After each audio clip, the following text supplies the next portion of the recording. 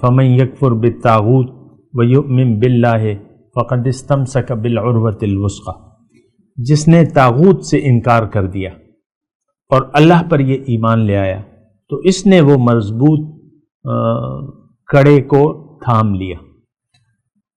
تو طاغوت وہاں کہا گیا ہے، یہاں اولیاء کا لفظ ہے، وہاں پہ طاغوت کا لفظ ہے۔ فمن یکفر بالطاغوت، طاغوت کا مطلب ہر سرکش قوت، غیر اللہ، یعنی جن چیزوں کا تعلق اللہ سے نہیں ہے تو وہ طاغوت ہے۔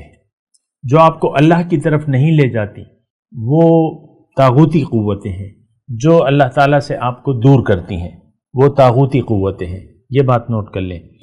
اس وقت ہمارا بالفعل ہم لوگ طاغوت سے اپنی دوستی مضبوط کر چکے ہیں۔ طاغوت باطل قوتوں کو ہم نے اپنا دوست اور کارساز سمجھ لیا۔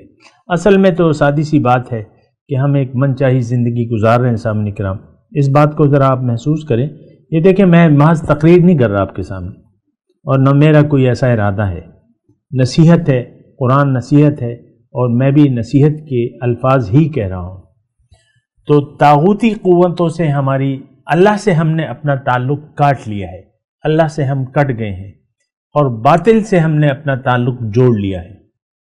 آپ دیکھ لیں، اپنی خواہشات کو دیکھ لیں، اپنی امیدوں کو دیکھ لیں، اپنے منصوبوں کو دیکھ لیں، سارے کے سارے دنیا کے متعلق ہیں۔